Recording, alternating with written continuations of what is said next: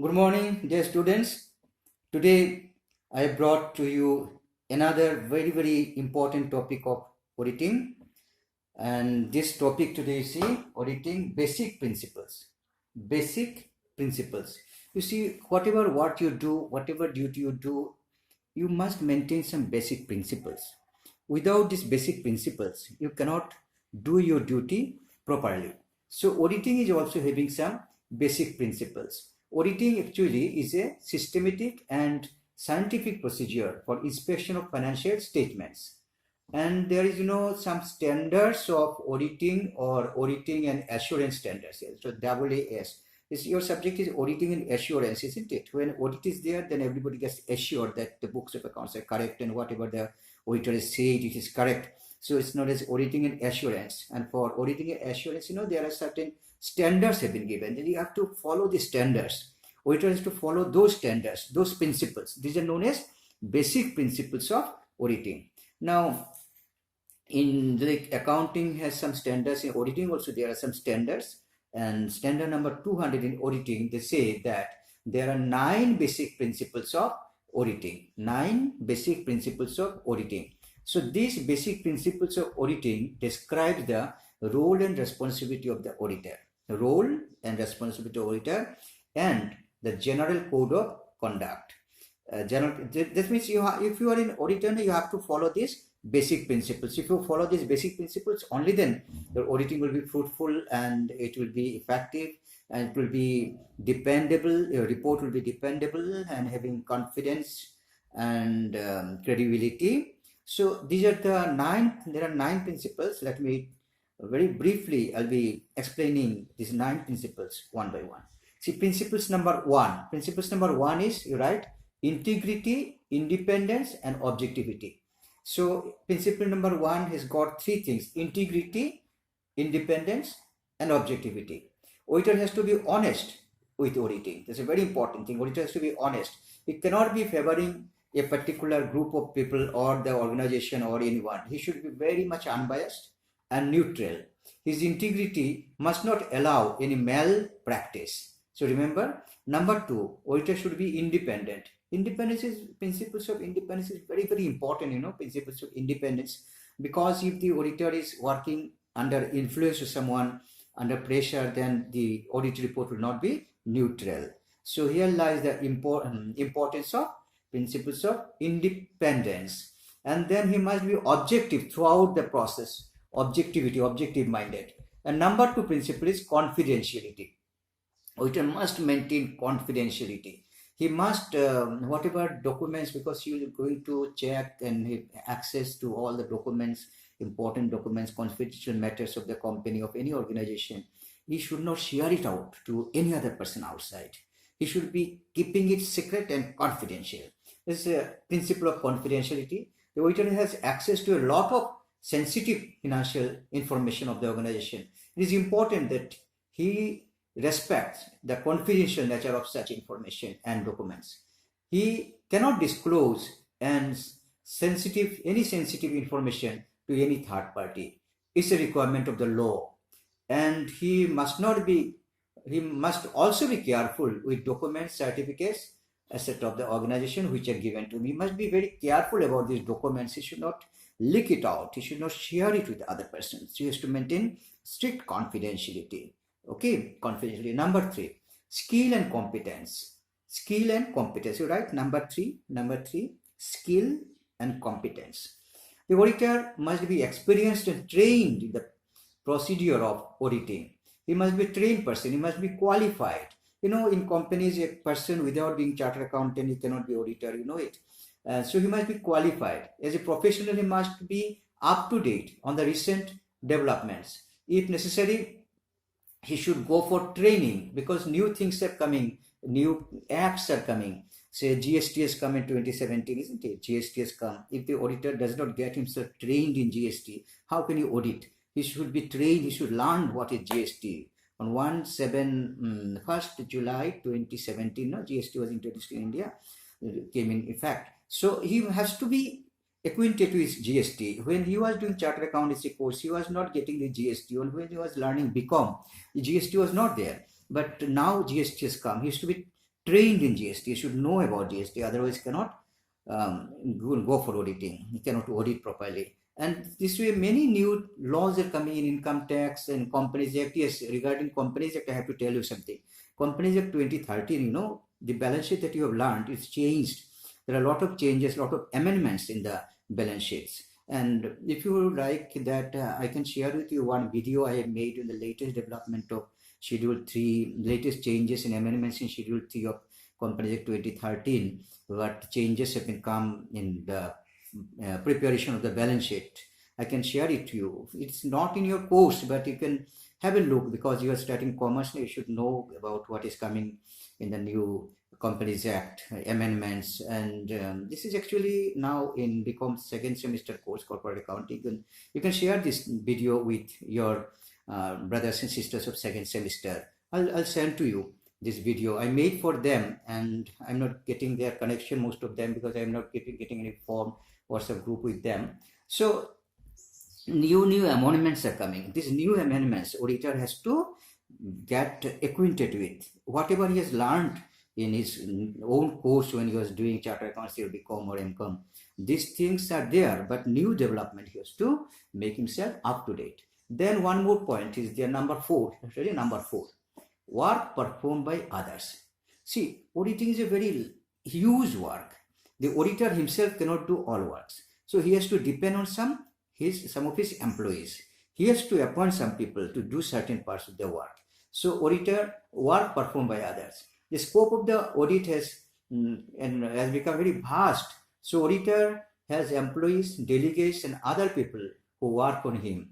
However, auditor will continue to be fully responsible. See, if the other persons are doing work on his behalf, he has to be responsible. Other persons are not responsible.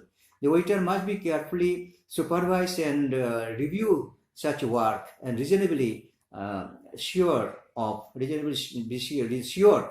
accuracy of such work. So this is very important.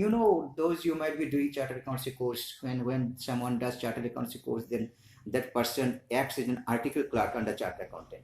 And chartered accountant sends those article clerks to different organizations for auditing. Even I was doing chartered accountancy, I was article clerk. I had traveled to different states and different companies. I have gone for auditing on behalf of my chartered accountant. So you can say I am a delegate of chartered accountant. So he has to depend on me. But responsibility doesn't come to me. Responsibility is his. Even I have done as an article clerk this work, the responsibility lies with the main auditor, chartered accountant. He will verify whatever I have done. So this is a matter of working with other people, work done by other people. So write the point once again. You see the point number 4. I am telling you, work performed by others. And point number 5, documentation. In most cases, auditor maintains audit notebook, audit plan, and audit file. Remember, when the auditor is going for auditing, he has to maintain some records, what he has done. So there may be audit notebook, is note all these things. You have to make a audit planning. He has to make a record of the planning, and audit file he has to maintain, because these are the evidence that he has worked. These are the evidence that he has worked. Then when anybody wants, even the client may what work you have done. He may be asked what work you have done. Then he will show I have done these things. See, this way I have audited your books of account and financial statements. And next point you write number 6, planning. Okay, you've written planning. See, without planning, you cannot do any work. Remember, whatever you do, even you study, you have to make a plan. During this lockdown, you study, you make a plan, then you'll be more effective. You can do more work. Your time will not be wasted. Similarly, auditor is to make a plan. So number 6, an audit plan allows the auditor to plan out his work and enables him to do the work efficiently and timely.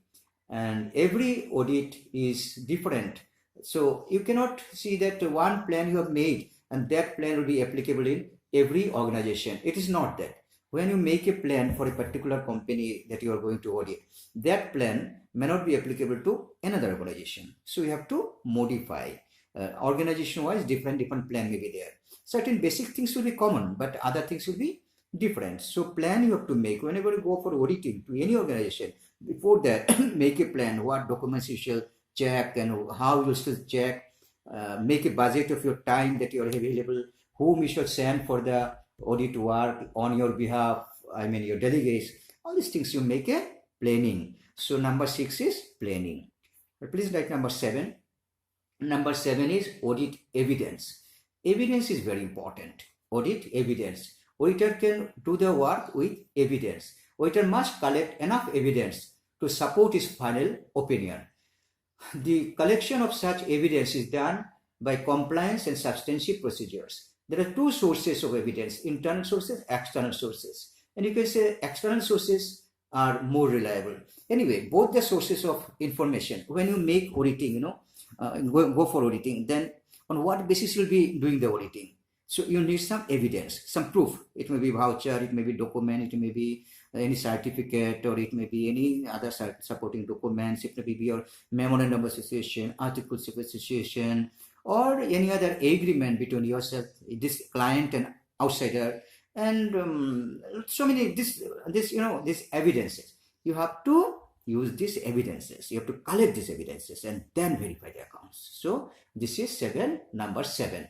Then number 8. Number 8 is accounting system and internal controls. This is a very important item. I'll be telling you internal control in some other video next.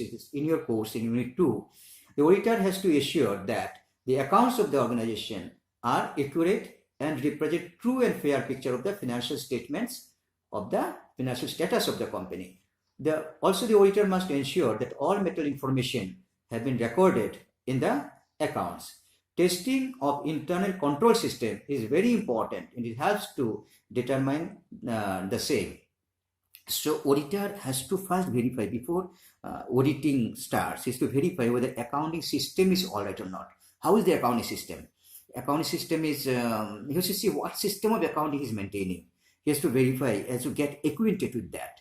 And he has to find even if there is any loopholes in the system of maintaining account, he will point out those things so for better improvement in future. And also he has to check that whether internal control system is proper or not. Because if internal control system is effective, then you can expect that there is minimum of errors and frauds. So he has to ascertain whether internal control system is proper or not, and whether internal control system is effective or not, and if there is any loopholes in the internal control system, he has to verify all these things. And the last point is, please write number 9. Number 9. 9 point. Audit conclusions and reporting. Yes, after you've done all work, then what you have to do? You have to conclude what you found, how you've done it, and what problems you faced, if any, and then you make a report. So this is a very important point of auditing. For this only you have done so many work in the audit process. So this is the number 9 principle of audit. What are the basic principles of auditing? Number 9 number principle. After the auditor collects all evidence, he must now form the opinion on the basis of the following 3 things. See, there are also some points on the in this point number 9. Some points are there. On what basis he will conclude? On what basis he will make his report? So after he checks everything, after checking all the accounts, all the books of accounts, and after looking at all whether rules have been followed or not, like accounting standards have been followed or not, all this after checking, at the end what he will do, he will make the conclusions and reporting. And at that time he has to remember 3 things. I'm telling you the 3 things. Number 1, all relevant accounting standards were applied at all times. He has to verify whether all relevant accounting standards were applied. And number 2, financial statements are in compliance with all regulations and statutory requirements. Whether financial statements have been prepared with following all the regulations and statutory requirements, and all material information has been disclosed. He has to follow these 3 basic points while making the conclusion and audit report, because accounting standards have changed. I'll send you the video I told you regarding Companies Act 2013 Schedule 3, how it is got amended from accounting standard. It is now Indian Accounting Standard, IND-AS. These things have been changed. So in certain companies you have to use IND-AS, in other companies you have to use AS. So all these things are there. So whether these things have been followed or not is the duty of the auditor to verify. and then only you shall make his report. So I'll send you this video about schedule 3. Please see this directly. It is not in your course, may not be, but it is in the course you become second sem corporate accounting. You can share it with your friends, brothers and sisters, if you like, individually. You can share as you like, and not forming any group like that. You can individually, each of you can share it. It will be helping them. But for you also, it will add to your knowledge, because it is going to enrich your knowledge about, because you're a commerce student, you should know all this, whatever amendments are coming. And when you do chartered accountancy course after BCom, chartered accountancy or cost accountancy or company secretary or MBA, then you shall need these basic amendment rules. So I'll send you the video of Companies Act Amendment 2013 Schedule 3. Anyway, by this time we have completed our today's topic, this basic principles of auditing. I have told you 9 points. Please remember these 9 points is given by auditing standards, standards of auditing and assurance standards. The standards have been fixed 9 points at least. If to follow these 9 points, if you follow these 9 points properly, then auditing will be proper, effective, and foolproof. You can say foolproof. So please write these things, and hearing my lecture, just listening to my lecture, you write point by point. Take help of books also. If you get something new, you add it there. Take help of internal source, and this way I conclude this topic. Thank you very much. All the best.